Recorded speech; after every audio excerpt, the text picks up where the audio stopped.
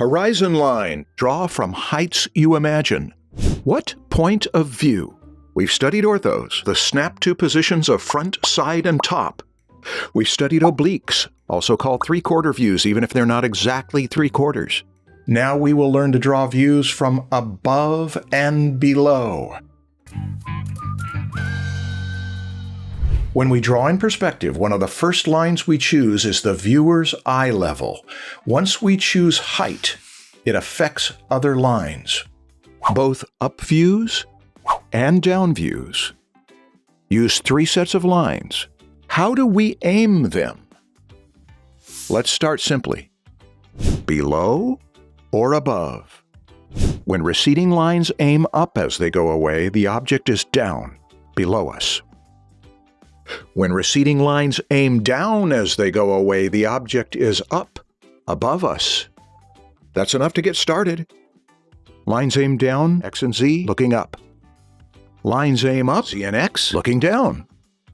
Looking down, lines go up, Z and X. Looking up, lines go down, X and Z. Thinking this way as a habit helps us place things above or below, even roughly, when starting a sketch. Where do the vanishing points go exactly? We'll learn that next. We don't need to know them exactly to sketch out a general position, like this.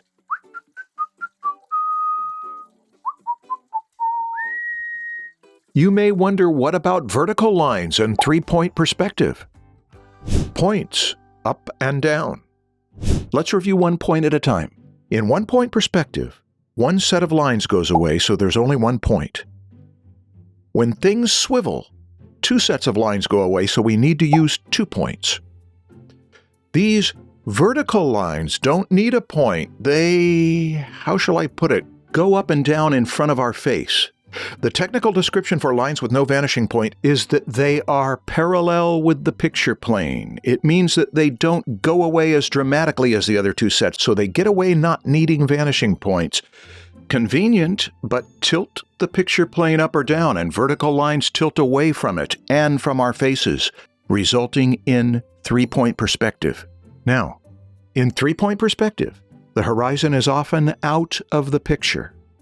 That third point creates complications, but here's the good news. It is flexible. Artists take liberties. You can leave out the third point. That's a tradition. Or bring it closer. It's for effect. Don't worry about it yet. Just be aware it's there. 0 point, 1 point, 2 point, 3 point. 3 point, 2 point, 2 point, 1 point. Hey, that looks to me like 2 point. Well, it sure is. All right, let's solve this. Here we go. Sometimes, even discerning the number of points is tricky. Watch this. That's 3-point perspective, right? No. These width lines aren't going away anymore. It's 2 point. It's really no different than this. And isn't this 3-point perspective? It's not. It's 1 point. To label an image as 1, 2, or 3 point is nice, but it's not as important as knowing the 3 spatial axes. That's why we spent so much time on them. If you skip those lessons, go watch them now. When something with any height is at eye level, partly above and partly below, we usually draw it in 1 or 2 point perspective. When something's above and below, we look up toward the top and down toward the base. Now we're seeing the secret of where those receding lines go to vanishing points on the distant horizon. Horizon up close. The horizon is where the Earth meets the sky. Receding parallel lines disappear there, get this, when they're level to the ground, which these are. Now here's the big deal with the horizon. It's the same as your eye level. I know it sounds crazy that the line at the edge of the world moves up and down in response to your eye, but it's true. Here's why. Moon-like horizon. On your way to Grandma and Grandpa's house, the moon follows you there, or seems to. In fact, the moon is 30 Earths away and hasn't the slightest interest in where you go. But you see, an object that far away stays that far away wherever you go, whereas close objects are so close that by the time you get 1 block closer to Grandma and Grandpa, you have passed them by. Here's how it works. Car with family, neighbor. Car approaches neighbor. Car next to neighbor. Car leaves neighbor. Now, compare neighbor to moon. From home and from Grandma and Grandpa's, it's the same distance pretty much. So if you ever wondered why the moon stays with you, that's why. It's like the horizon so far away the distance stays constant. Eye level equals horizon. Same thing. Horizon comes early. When we draw in perspective, one of the first lines we place is the viewer's eye level by placing one line, the horizon. Once we choose height, it affects other lines. Angles change. Let me show you one way. If the horizon is inside the picture, level objects above and below it may show their bottom sides and top sides. As they approach eye level, the top and the bottom foreshorten. They get thin. 2 reasons that happens. One has to do with angles on the paper, protractor stuff. Let's see. In one point, front corners squeeze up, back corners spread out. Always. Front corners acute, less than 90 degrees. Back corners obtuse, more than 90 degrees. That's in 1 point. In 2 point, they shift. They go catty corner. Front and back corners spread out, obtuse. Left and right corners squeeze up, acute. Watch these front and back corners. As they rise or lower toward eye level, they get more obtuse until they open into one long straight line. Now watch the left and right corners. As they move toward eye level, they get more acute until they close into a single straight line. That's one way foreshortened planes change their shapes. It happens because level lines go away to a vanishing point on a level horizon. Non-level lines seem like a whole new set of problems, but they aren't. You'll see.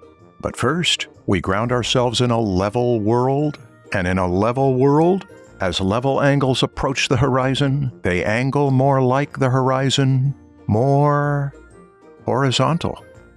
Here's how to get this into your brain. Draw room after room after room after room, with eye level near the center of the picture. Start with 5 minutes per image. Then speed up to 3. When it's easy for you, try a minute per image. That speed drives it in. A room may not show the horizon. You may have to figure it out. In 1 point, just look for where Z lines converge. That's got to be it. Yep, that's it.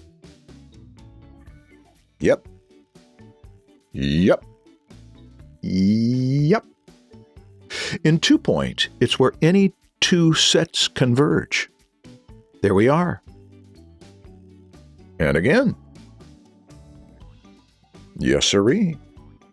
This is easy outdoors if we see the horizon, and if there are right-angled objects, and if things are level. When we draw on location, we locate horizon to heighten awareness of where to aim lines. When we make up imaginary environments, we use the horizon to place the eye level above or below what we're drawing. We'll make this a project, but first let's get back to why planes on the top and the bottom of objects foreshorten as they approach eye level. Foreshortening Explained, truly and thoroughly. The first thing was angles on paper. When you sketch for your project, you'll notice these now. The second reason objects foreshorten is much more important. It shows us why anything changes shape when it changes position. Let me show you how it works through a picture plane. From the side, we see that this viewer sees the top and bottom of these objects. This is what the viewer sees through that picture plane. When they line up with the viewer's eye, they compress from shapes into lines. A side view explains this. A top view explains even more. A top view will show us exactly where vanishing points go. You may be surprised. It changes according to how close the viewer. Different proximity yields very different results. Understanding the picture plane solves lots of perspective problems. We'll study it next, before we begin that start sketching. A skill-building project. This week, rehearse what you've learned. Sketch from examples. 30 times and you'll get it. 50 times and you'll never forget it.